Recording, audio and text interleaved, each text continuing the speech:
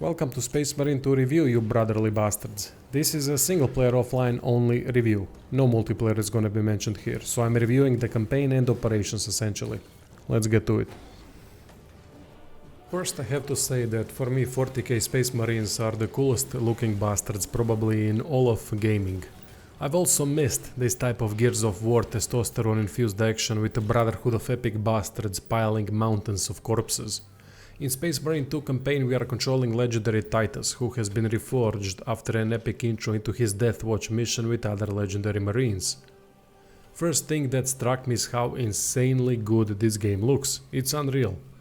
Not gonna waste much time on a presentation here as it is 10 out of 10 easily. Phenomenal graphics, details, optimization on PC, locations, location backgrounds, animations, swarms we are fighting, music, sound effects, voice acting, cutscenes, gore. You won't find many better games than this when talking about the presentation. I was genuinely shocked upon firing the game up for the first time. After the Death Watch, Titus is reinstated as a lieutenant with two other fighters in his squad. Nice touch are the other two squads that are working under Titus but are not shown in the campaign on the field, just through vox comms and in between missions.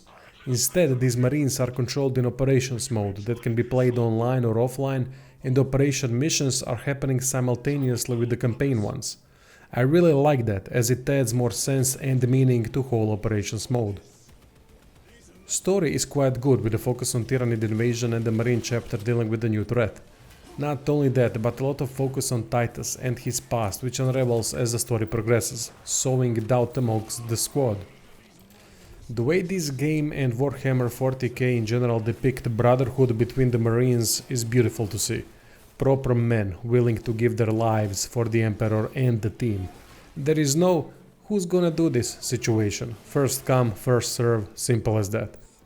Seeing how it all functions like a well-oiled machine is impressive, especially considering that whole campaign is a full-fledged war with as cool background action as you're ever going to see.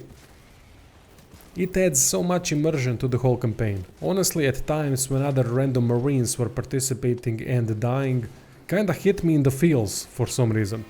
Point is that the game managed to convey deep brotherhood of these Marines. Campaign lasts for about 10 to 15 hours depending on the difficulty and progression speed. Difficulty design in campaign is not good in my opinion. I've started on Angel of Death but after first two missions switched to Veteran. Titus dies too easily and it can get frustrating at times, especially on the highest difficulty, but it isn't much better on Veteran either. This is especially problematic in large open areas where lots of ranged enemies get to shoot at you freely, so by the time you get to the enemies, Titus is already on low health. Thankfully there aren't many sections like that, as in most situations cover can be somewhat used. Campaign would benefit from a more balanced difficulty design to make Titus tougher and enemy damage output a bit less and add more problematic enemy setups instead.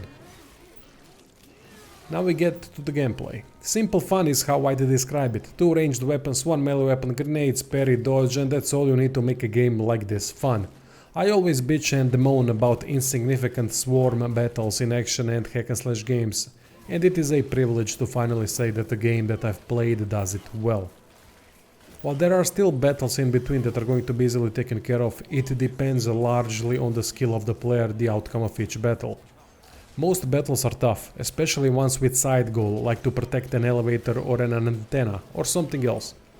While the enemy diversity is low, with the swarm focus it doesn't need much more, to be honest. Fighting swarms in attempt to smoothly transition from kill to kill without getting hit or with minimal hits for me never got boring.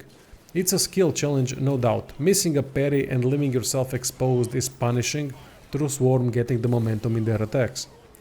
Not reacting in time to incoming ranged attacks can quickly bring Titus down, sometimes too quickly. Enemies mix fantastically with minor and medium melee, minor and medium ranged, and the occasional flying ranged buffer that can do high damage. So the action is constant and well done in a way that even in its simplicity skill is rewarded.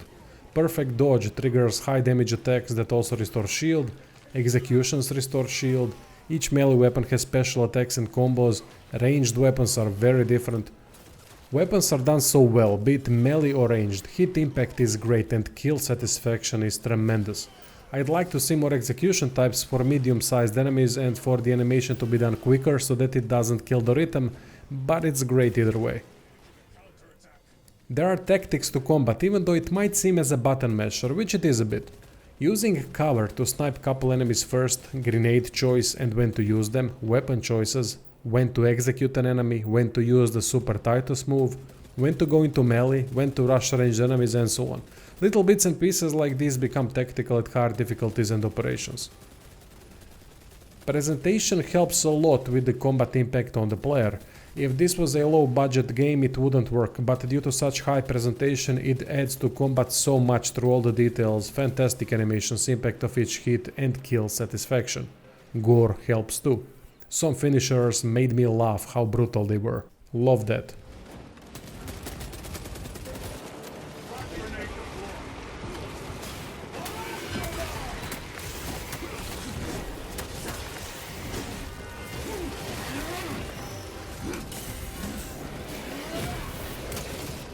There are also bosses throughout the campaign and the boss fights are alright overall.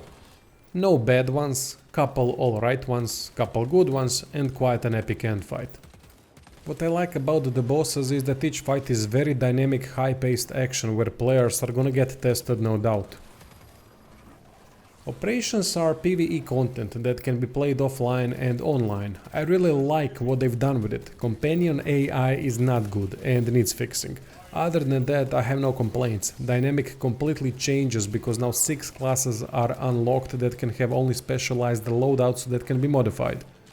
Each class is unique and focuses on certain things, unlike Titus that can do almost all.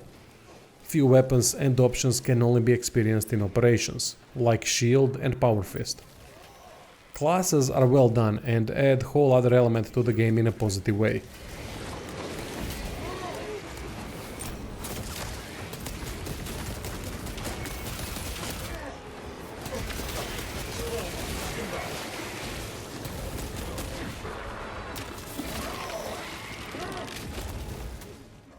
Marines get to upgrade themselves by completing the missions over and over again. Every weapon can be upgraded, perks are unlocked, aesthetic customization options are fantastic. Whole progression system seems rather well done as there are options for everything. It gives that nice factor of rewarding mission repetition with how fun and simple the combat is. Might take some time to get to max upgrades that are quite powerful, which is the downside for single players because eventually the game is going to become tedious. For some sooner rather than later. Without playing multiplayer I can say that Space Marine 2 has great basis for co-op stuff with all the fun classes and the difficulty that seems to be much better balanced in operations, at least from the couple missions that I played. Final verdict is that Space Marine 2 for single player offline play is a great game with a score of 8. Campaign is great, story is good, combat is simple fun, presentation is perfect, but for solo players it could become tedious fast after the campaign and after playing with all the classes. Needs companion AI fix for operations and a difficulty redesign for the campaign. Check out links for merch, Patreon and subscribes are in the description and thanks for watching.